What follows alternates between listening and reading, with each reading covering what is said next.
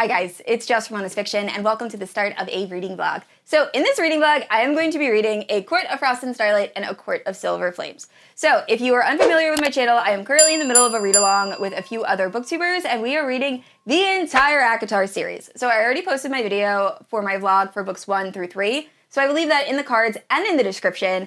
However, I have not read A Court of Frost and Starlight or A Court of Silver Flames, and I'm super curious. So this vlog is going to contain a lot of spoilers because first, I absolutely hated A Court of Frost and Starlight upon reading it the first time. It felt like a Christmas special that I did not need. It was just, I didn't like anything about this book. It is my least favorite Sarah J. Maas book ever written. So I want to see if I hate it as much the second time around. I have a feeling I will. And then I also plan on reading A Court of Silver Flames. Now this book should be interesting because going into this book the first time, I hated Nesta. I didn't see anything redeeming about Nesta. She was my least favorite character. And having finished this, I did like Nesta a little bit more, but I disliked certain characters more, and it was a weird time. And I remember having a lot of issues with some plot points in this book. So once again, this vlog will contain all of the spoilers, so if you have not read the series yet, do not watch this vlog, read the series, then come back. But yeah, I am super interested to jump back and read these two books. So anyway, that is it, and I will check in with you guys after I have started the novella.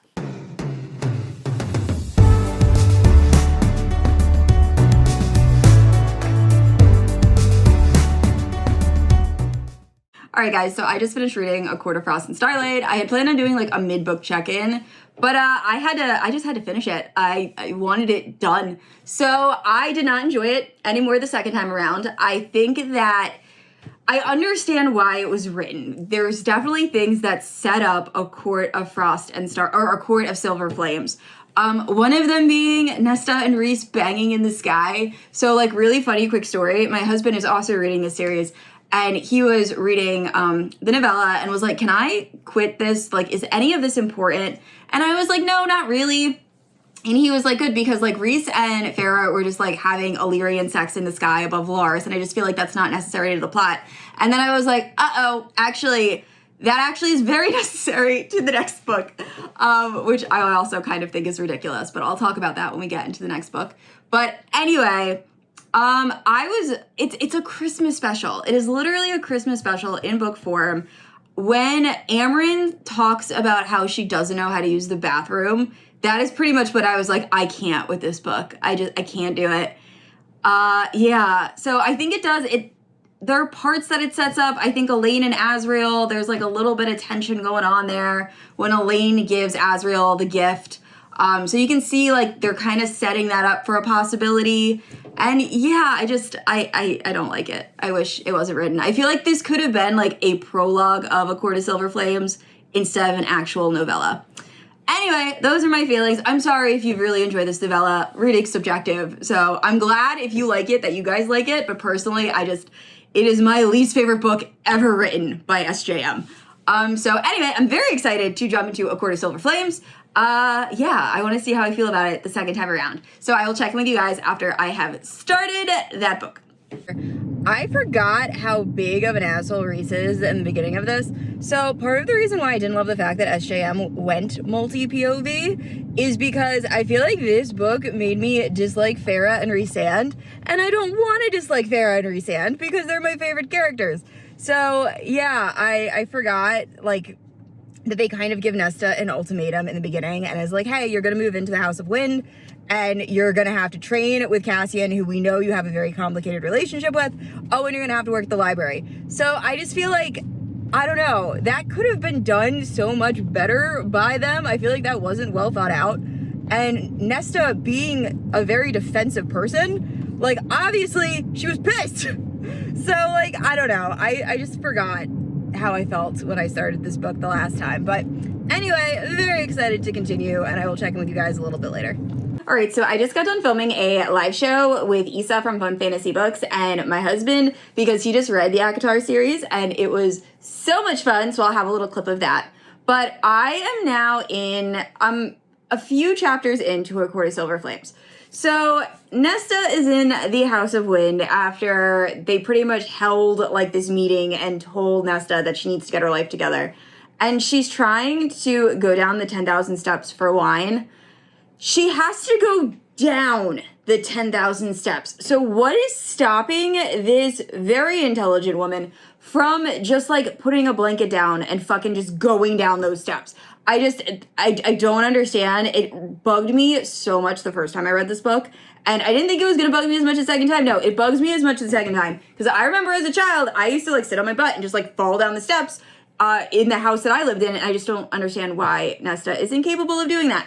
But anyway, as of now, Nesta is still kind of acting like a brat. Like, Cassian takes Nesta to train, and in front of like all the other Illyrians, and Nesta's like, nah, I'm not gonna do that. I'm just gonna sit on this rock, and like embarrasses Cassian. So I was not a fan of that. But anyway, I am gonna continue reading, and we'll see how I feel about the rest of this book. I really disliked her. Actually, every character is better. Okay, yeah.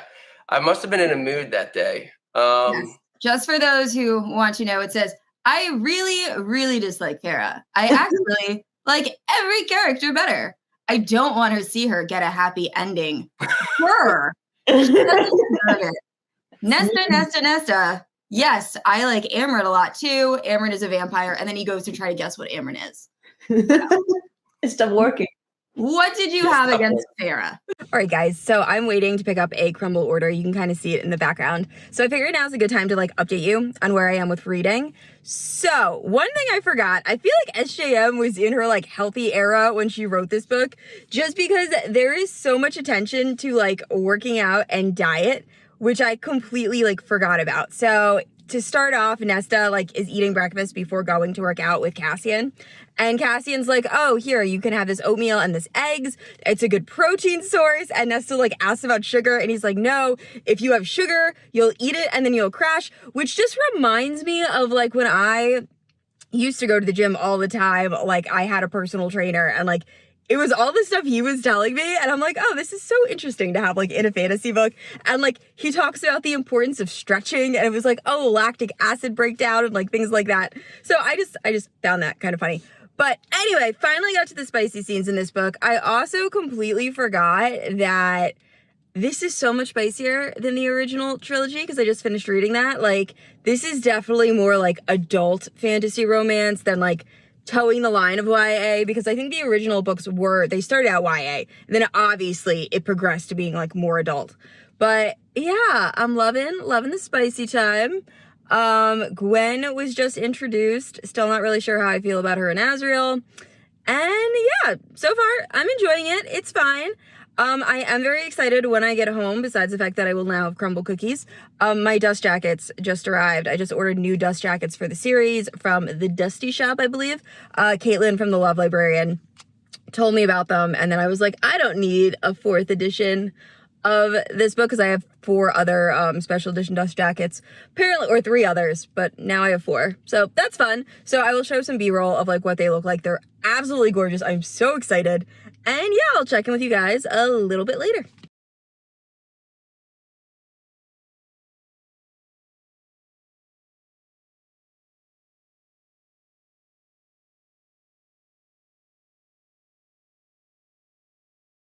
All right, guys, so I'm starting to remember why I didn't love this book the first time I read it. I liked it. I just didn't absolutely love it. So the whole Farah situation, where we find out that she was in Illyrian form, or she shapeshifted into an Illyrian when she got pregnant with Nyx. So Rhysand is very concerned that she is not going to be able to birth the baby. Now, there are a lot of options that come to mind for this. So, one, since she shapeshifted into an Illyrian, you would think she would be able to shapeshift into an Illyrian to birth her child. However, we learned that that is not possible because shapeshifting could somehow hurt the baby. So then my next question is, cesarean section. However, they also bring that up and they say that it's always failed, but they don't exactly give a reason why it's always failed. And I just find it very hard to believe that Magda, the healer that was able to salvage Cassian's completely butchered wings and also pretty much take his insides that were on the outside and put them back inside, isn't able to do a C-section. So that it drives me insane. And then Rhysand. So I did not like him in this book. And I remember being so upset because I want to love Rhysand and Farah, but getting other people's POV kind of made me very annoyed with them. So besides the fact that Rhys-Ann, like, keeps outing Nesta, and I understand his reasoning because, like, honestly, Nesta has been pretty terrible. But when he doesn't tell Farrah that the pregnancy could kill her, isn't he doing exactly what Tamlin did in the first book? Like, he's keeping her ignorant to certain situations for her own good. But, like, that's exactly what Farrah said she didn't like from Tamlin. So, like, I don't love that character change. And yeah, it's just like little things like that annoyed me about this book. Overall, though, I feel like I forgot a lot of things. So, like, completely forgot that Nesta could, like, make these magical swords. I also just forgot about the Human Queen being, like, a villain and a threat. I didn't know Koschei had a name. I just, like, I completely forgot about, like, all of the main stuff that goes on in this story. And I think I just kind of focused on, like, the stairs and the C-section. But anyway, we're going to continue. I'm loving Nesta and Cassian, though, together. And I really think this book does a very good job of making you root for Nesta. But anyway, I do plan on finishing this book either tonight or tomorrow. And I will check in with you guys and give you my overall thoughts. All right, so here's the deal. It is so early. It's like 5:30 in the morning. I'm on my way to work. But I just got to the part where Farrah admits that her and Rhys made a bargain that if she dies, he will die as well, and they're both going down together. You are going to tell me that the High Lord of the Night Court, who is supposed to be so intelligent and all this stuff, thought that was a good idea. I literally blocked that part out of my brain from the first time I read this because I was like, this is dumb. This would never happen. And I get they love each other, and I get they would never want to be separated. But they are both smart enough individuals, or at least they should be from the first 3 books, to know that was a terrible bargain to make. So I'm enraged again. I absolutely hate that part of the book. And yeah, I will do a full, I'm almost finished. I'm going to finish the book on this drive to work. So my last check-in will be like my overall thoughts, but ooh, it's so frustrating. All right, guys, so welcome to the last check-in of A Court of Silver Flames. So here is the Dusty Shop edition. I'm obsessed. They are absolutely beautiful. And I finished this book. I did end up rating it 1 star lower than the first time I read it. I have so many thoughts. So first up, I think this story does a remarkable job of redeeming Nesta. I think that if you read the first 3 books, unless you are my husband, you probably hate Nesta, and she does some pretty terrible things. I mean, at the very end of A Court of Wings and Ruin, we do find out, like, she does almost sacrifice herself to save Cassian, but she was pretty horrible to Farrah, despite trying to find Farrah in the first book. And she's just very abrasive. But then once you get into A Court of Silver Flames, you really get to understand all of the trauma she's experienced, that she thinks in her head that she is her mother's creature, and her mother seems like a pretty terrible person. So I do love Nesta and Cassian together. I loved their romance. I thought this did a great job of showcasing healing after, like, having such a traumatic event happen and, like, dealing with the PTSD.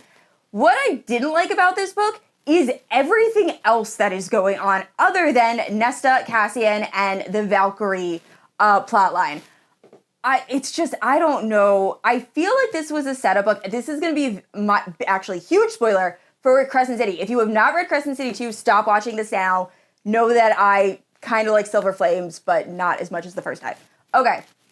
So I feel like this book is a setup book for what happens at the end of Crescent City 2, when we find out that Bryce ends up in Prithian. So I think all of the things here are going to come into play in the next Crescent City book, which we just found out is going to be released in January.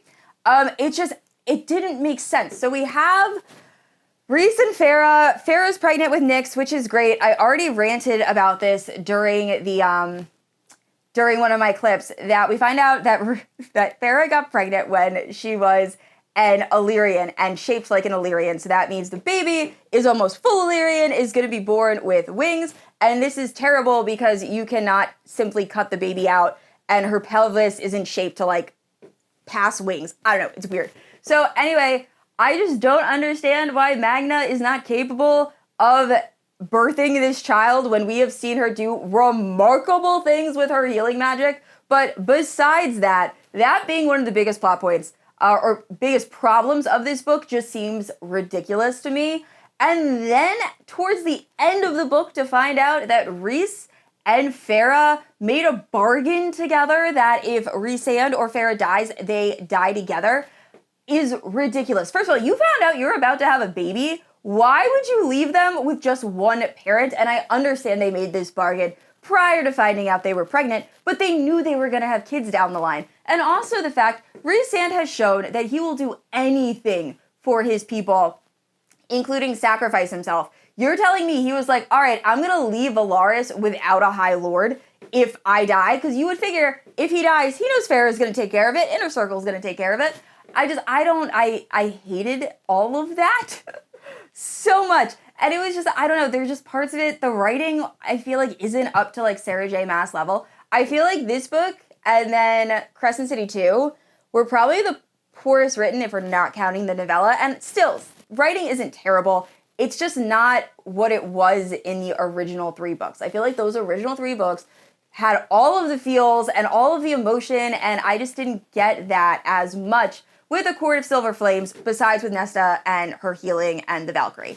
So yeah, I don't know. I'm so conflicted on how to feel about A Court of Silver Flames because I did cry when Nesta talks about her father, and there were parts that I absolutely loved. I love that Azriel is trying just to be a chaperone, but there are also parts that I really disliked and just didn't seem... It seemed like there could have been a better way to get things where they needed to be on the chessboard without having Farah have an Illyrian baby because she was shaped like an Illyrian when they had sex. I think that's ridiculous. But overall, do I still love the series? With my whole entire heart. It is still my favorite series of all time. And just because I'm saying I rated this lower, the first time I rated this, I rated it 5 stars. I dropped a star. It's now 4 stars. Still an amazing read. Still highly recommend. This book, A Court of Frost and Starlight, we're just gonna forget. We don't need this. No one needs this. But overall, I still had an amazing time reading the series, and I cannot wait to see what happens in the rest of the books in ACOTAR. I love this series so much, and it's so good. So anyway, thank you so much for watching this vlog. Let me know in your comments what you feel about A Court of Frost and Starlight and A Court of Silver Flames, and I will see you all next week. Bye!